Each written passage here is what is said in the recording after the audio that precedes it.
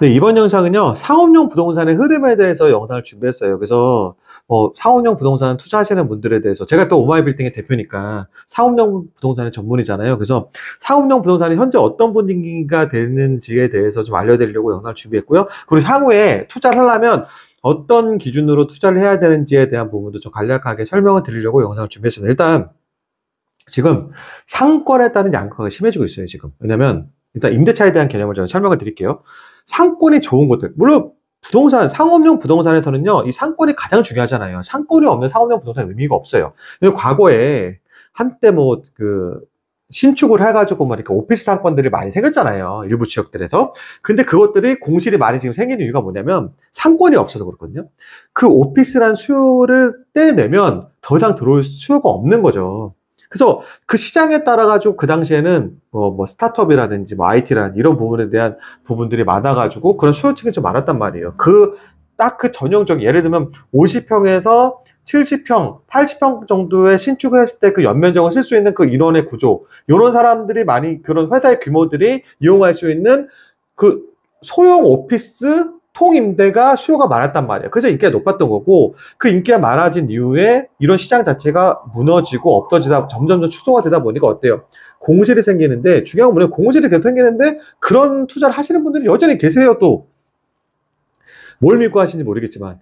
근데 물론 입지가 좋다고 그러면, 입지가 좋고, 예를 들면, 그 오피스 상권에서도 입지가 좋은 면이 있잖아요. 예를 들면 역과의 거리가 최소한 200m 아니라. 왜냐면 그 회사에서도 출퇴근하는 직원들이 많을 거 아니에요.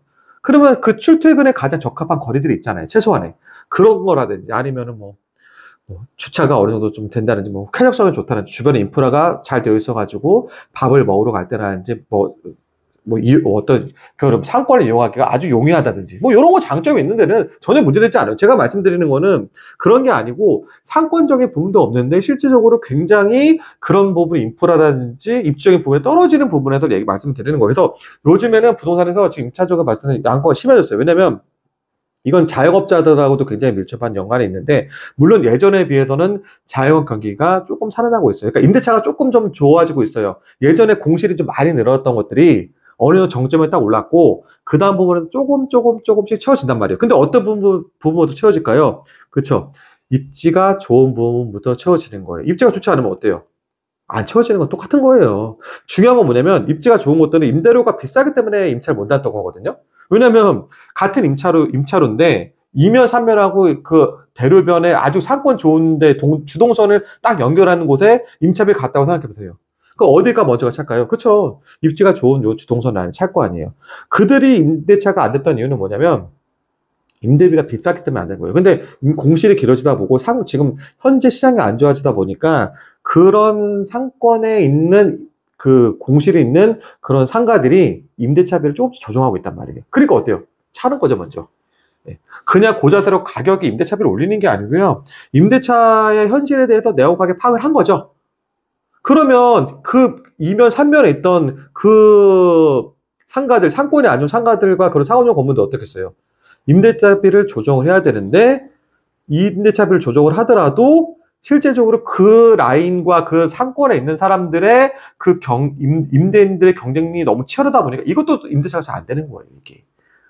이해가 되시죠? 자, 쉽게 생각해보면 원을 그려보세요, 원을. 그 원의 중심이 역세권, 메인 역출구를 기준으로 한다 그러면 거기서 100m 반원을 그리고 원을 그리고 200m 원을 그리고 300m 원을 그려봤을 때 어떤 거기에 그 면적을 보면 어떻게 점점 면적이 더 커지죠?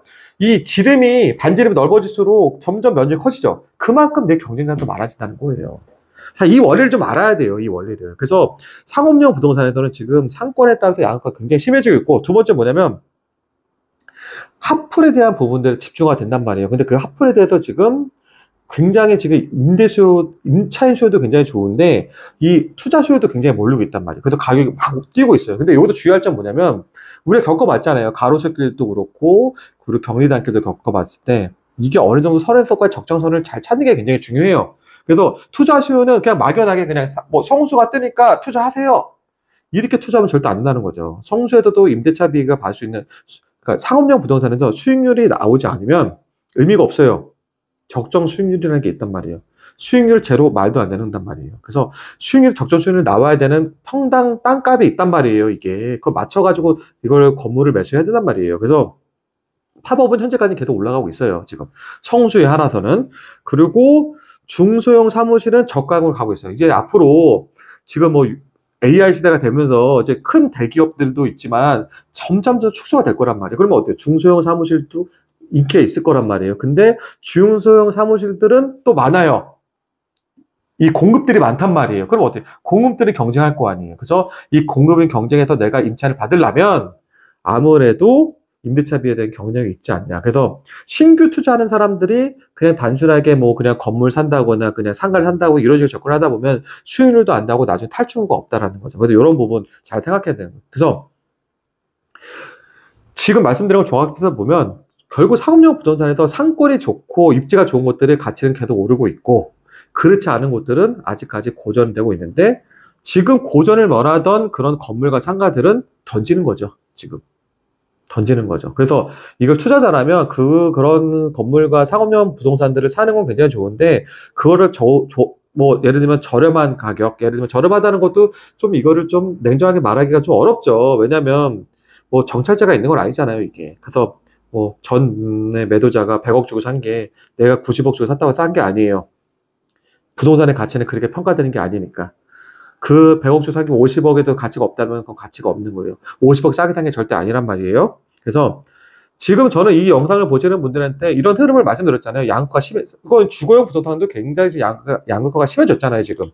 앞으로 더해질 거고. 그래서 상업용 부동산도 마찬가지일 거다. 그래서 상권이 좋은 곳들은 더 좋아질 것인데 그 상권이 좋은 곳들에 대해서도 쇠퇴하는 부분들이 분명히 있을 거란 말이에요. 좀 더 디테일한 작업이 좀 필요한 거고. 그리고 상권이 없는 부분에서는 내가 받을 임차인들이 굉장히 제한적일 거고 임대차 상승이 안 될 거기 때문에 수익률을 높일 수 있는 가치가 부분들이 굉장히 없을 것이다. 그러면 내가 이거를 매각하기도 굉장히 힘들 것이다. 이렇게 보시면 될 것 같아요. 그래서 상업용 부동산의 흐름을 간략하게 설명을 드렸고 내가 투자자라면 상권이 좋은 거를 잘 분석해가지고 좋은 상권 들어가는 게 맞는 거고요. 그리고 중요한 건 안정적인 상권. 뭐 예를 들면 역이라든지 버스 정류장이 항상 유동인구가 좀 배울 수가 좀 높다라든지 아니면 미래의 가치로 봤을 때 뭐 재개발이 재건축이 돼가지고 세대 수가 더 늘어난다는 거 이런 것도 좀 파악하면 좋을 것 같고요. 그리고 오피스 상권이 옛날만큼 좋지가 않아요. 일수는 줄어들었단 말이에요. 점점 줄어들고 일하는 근무 시간도 점점 줄어들고 있고요. 그리고 1인, 2인 그런 소사무실도 많아지는 거예요. 옛날 직장인들이 이제는 평생 직장이 아니고 나온단 말이에요.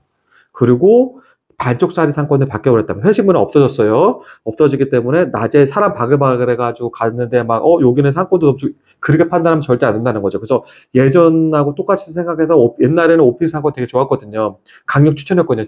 근데 지금은 오피스 상권도 면밀하게 봐야 되는 거죠. 이게 주 4일 상권인지 반쪽짜리 상권인지 이거 잘 봐야 된다는 거죠. 주 4일에 반쪽짜리 상권이면은 굉장히 상권이 좋은 게 아닌 거죠. 이거 잘 봐야 된다는 거죠.